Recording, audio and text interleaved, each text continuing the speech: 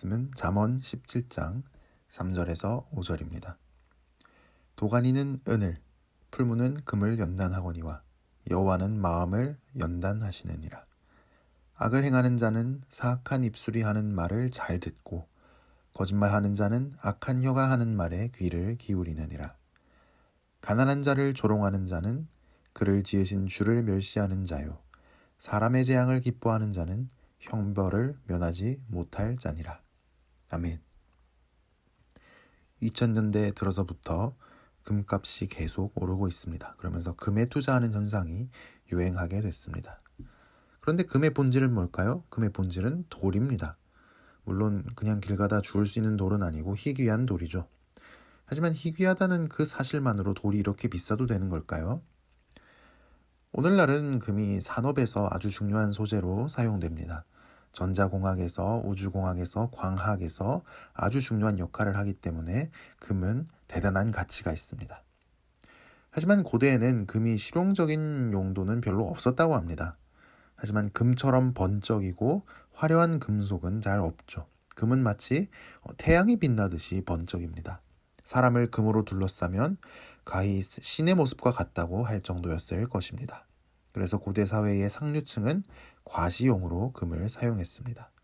그런데 고대 사회에서는 상류층이 생산수단을 독점하지 않았습니까? 그러다 보니 곡물, 향신료, 소금, 파피루스, 도자기, 목재, 포도주 같은 물자가 금을 매개로 거래되고 무역이 이루어졌습니다.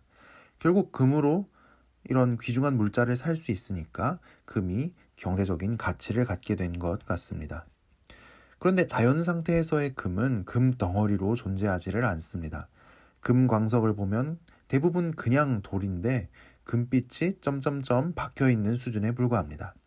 이걸 1000도가 넘는 고열로 녹이고 다른 불순물을 다 기화시키고 태워버려야, 제거해야 금을 채취할 수 있고 순금, 성경에서는 정금이라고도 하는데요. 이 순금을 얻을 수 있습니다. 이걸 금을 연단한다라고 합니다. 금은 연단되어야 금으로서 가치가 있게 되죠. 은도 마찬가지고요. 그런데 이런 귀금속뿐만 아니라 사람도 연단되어야 한답니다. 금이 자연 상태에서 많은 불순물과 섞여 있듯이 우리 인간의 마음도 온갖 죄찌꺼기와 섞여 있기 때문입니다. 요즘 사람들이 얼마나 멀끔하게 생겼습니까? 요즘 우리나라 사람들 옷도 잘 입고요, 몸매도 좋고요, 좋은 거 많이 챙겨 먹어서 건강도 좋고요, 공부도 많이 하고요, 능력도 좋습니다. 그런데 문제는 뭡니까? 겉은 멀쩡한데 속이 썩어 문드러져서 생선 썩는 냄새보다 훨씬 더 고약한 악취가 펄펄 풍깁니다. 마음이 심각하게 비정상입니다. 그래서 예레미야는 이렇게 말했죠. 만물보다 거짓되고 심히 부패한 것은 마음이라. 마음이 비정상인 결과 우리는 어떻게 행동합니까? 4절, 5절에 나오죠. 4절부터 볼까요? 악을 행하는 자는 사악한 입술이 하는 말을 잘 듣고 거짓말을 하는 자는 악한 여가 하는 말에 귀를 기울이느니라.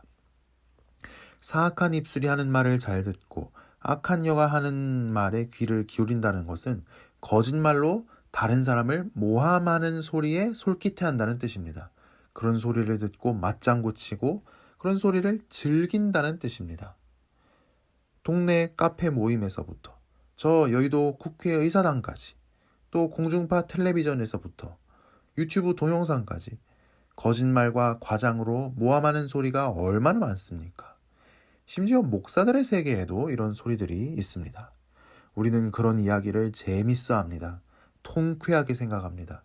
왜냐하면 그런 모함의 대상은 주로 나쁜 사람이기 때문입니다. 그러면서 그런 모함하는 이야기를 안주거리로 삼는 것뿐이라며 정당화합니다. 그런데 거짓과 과장으로 모함하는 것은 하나님 앞에 큰 죄입니다. 어떤 사람에 관해 진실이 아닌 거짓을 말함으로써 그 사람을 파괴하려는 폭력적인 언어이기 때문입니다. 그런데도 우리는 거짓과 과장으로 모함하는 이야기를 너무 좋아합니다. 우리 마음이 비정상이기 때문입니다. 우리 속이 썩어 문드러져 있기 때문입니다. 그리고 우리 속이 썩어 있다는 증거를 보여주는 다른 한 구절은 5절입니다. 5절을 볼까요? 가난한 자를 조롱하는 자는 그를 지으신 주를 멸시하는 자요, 사람의 재앙을 기뻐하는 자는 형벌을 면하지 못할 자니라. 4절은 폭력적인 언어 듣는 것을 좋아한다면 5절은 폭력적인 언어를 직접 내뱉는 것을 두고 말합니다. 5절에 나오는 사람은 남에 대해서 이러쿵저러쿵 함부로 말하는 사람입니다. 함부로 판단하는 사람입니다. 교만하기 때문입니다. 자기는 남을 함부로 판단할 자격이 있다고 생각합니다. 특히 5절에 나오는 사람은 일반의 동정심도 없어 보입니다. 다른 사람의 가난을 조롱거리로 삼고 다른 사람의 고통을 웃긴 농담거리로 삼습니다. 조롱하고 낄낄거리는 그 사람 속에는 잔인한 폭력성이 도사리고 있습니다. 5절은 하나님께서 이 사람을 가만 놔두지 않으시고 심판하실 것이라고 합니다. 왜냐하면 가난한 사람도 고통당하는 사람도 다 하나님이 창조하신 하나님 형상이기 때문입니다. 또는 가난한 사람, 고통당하는 사람이 사실은 하나님의 연단을 거치고 있는 하나님이 사랑하는 사람이기 때문입니다. 하나님은 우리 속을 다 보고 계십니다. 예레미야 17장 10절에 나오죠. 나 여호와는 심장을 살피며 폐부를 시험하고 각각 그 행위와 그 행실대로 보응하나니. 우리 안에 잔인한 폭력성, 거짓과 과장으로 모함하기를 즐기는 속성, 남을 함부로 판단하는 교만, 일말의 동정심도 없는 우리의 무정함. 나 여호와는 심장을 살피며 폐부를 시험하고 각각 그 행위와 그 행실대로 보응하나니. 하나님은 우리 부패한 속을 샅샅이 다 아십니다. 이런 우리 인간이 변할 수 있을까요? 그런데 오늘 말씀은 변할 수 있다고 합니다. 도가니는 은을, 풀무는 금을 연단하거니와 여호와는 마음을 연단하시느니라. 하나님은 우리를 치료하시고 고치시고 우리가 정금이 되도록 연단하시는데 최고의 전문가이십니다. 최고의 권위를 가지신 의사이십니다. 우리가 예수님을 믿고 나서 깜짝 놀라는 사실 중 하나는 예수 믿은 그 즉시 우리가 별로 변하지 않는다는 점입니다. 우리 속은 여전히 썩어 있고 폭력적이고 교만하고 잔인하고 무정합니다. 심지어 내가 아무리 변해보려고 애를 써도 변하지를 않습니다. 하지만 주님은 끝내 우리를 변화시키십니다. 특히 하나님은 고난을 통해서 우리를 변화시키십니다. 그래서 성경은 하나님이 우리를 연단하신다고 말씀합니다. 천도가 넘는 고온의 환경을 통과해야 하고 우리가 완전히 다 녹아져야 합니다. 우리를 연단하시는 것이 하나님께서 우리에게 고난을 주시는 이유가 될 수 있습니다. 그래서 긴 시간 고난을 당하며 연단받았던 다윗은 이렇게 말했습니다. 시편 119편 71절입니다. 고난당한 것이 내게 유익이라. 이로 말미암아 내가 주의 율례들을 배우게 되었나이다. 긴 고난의 시간을 통해서 교만을 버리고 죄를 버리게 되었다는 그런 말씀입니다. 바울은 이렇게 말했습니다. 로마서 5장 3절입니다. 다만 이뿐 아니라 우리가 환난 중에도 즐거워하나니 이는 환난은 인내를, 인내는 연단을, 연단은 소망을 이루는 줄 알미로다. 역시나 고난을 당하고 연단을 많이 받았던 칼빈은 이렇게 말했습니다. 하나님께서 우리의 이 교만을 억제하시는 가장 좋은 방법은 우리의 경험을 통해서 우리가 심히 무능함과 연약함을 증명하시는 것이다. 따라서 하나님께서는 지옥, 빈곤, 근친의 죽음, 병, 기타의 재난들로 우리를 괴롭히신다. 재난이 있는 동안 우리는 견뎌내지 못하고 곧 굴복한다.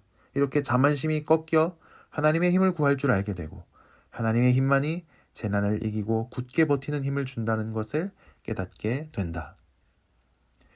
히브리서의 저자는 우리의 고난과 연단에 관해 이렇게까지 말합니다. 히브리서 12장입니다. 내 아들아 주의 징계하심을 경히 여기지 말며 그에게 꾸지람을 받을 때 낙심하지 말라. 주께서 그 사랑하시는 자를 징계하시고 그가 받아들이시는 아들마다 채찍질 하심이라 하였으니 너희가 참음은 징계를 받기 위함이라. 하나님이 아들과 같이 너희를 대우하시나니 어찌 아버지가 징계하지 않는 아들이 있으리요. 징계는 다 받는 것이거늘 너희에게 없으면 사생자요 친아들이 아니니라. 무릇 징계가 당시에는 즐거워 보이지 않고 슬퍼 보이나 후에 그로 말미암아 연단받은 자들은 의와 평강의 열매를 맺느니라. 그러므로 피곤한 손과 연약한 무릎을 일으켜 세우고 너희 발을 위하여 곧은 길을 만들어 저는 다리로 하여금 어그러지지 않고 고침을 받게 하라. 고난 속에 계십니까? 하나님의 연단하심 속에 계십니까? 그 가운데 우리는 많은 눈물을 흘릴 수도 있습니다. 과거에 죄 지은 게 떠올라서 후회가 될 수도 있습니다.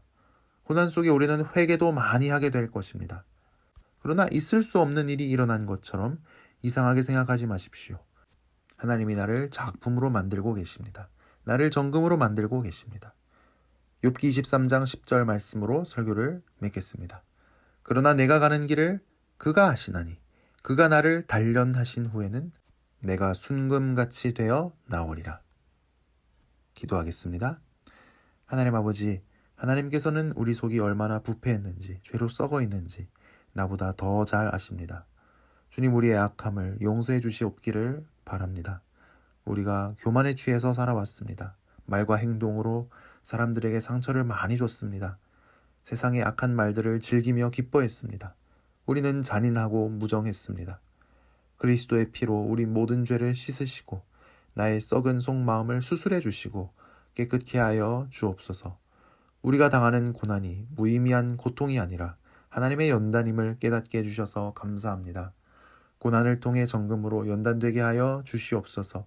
죄에 중독된 우리가 죄를 끊고 죄에서 풀려날 수 있게 하여 주옵소서. 우리 안에 망가진 마음, 죄 때문에 썩어서 냄새가 풍기는 마음을 치료하여 주시옵소서. 고난 속에서 많은 눈물을 흘리는 주님의 성도들과 오늘도 함께 하시고 위로하시며 용기를 주시옵고 새로운 소망을 주시옵소서. 내가 고난으로 망하지 않고 반드시 하나님께서 나를 단련하신 후에 순금같이 되어 나오게 하여 주시옵소서. 오늘 하루 삶을 주님께 맡깁니다. 주님, 언제 어디서나 사랑하는 주님의 성도들과 함께하여 주시옵소서. 주님을 느끼고 주님과 동행하며 주님을 위해 사는 오늘 하루가 되게 하여 주옵소서. 우리가 가지고 나아가는 간절한 기도의 제목들이 있습니다. 우리의 부르짖음에 속히 응답하여 주옵소서. 예수님 이름으로 기도합니다. 아멘.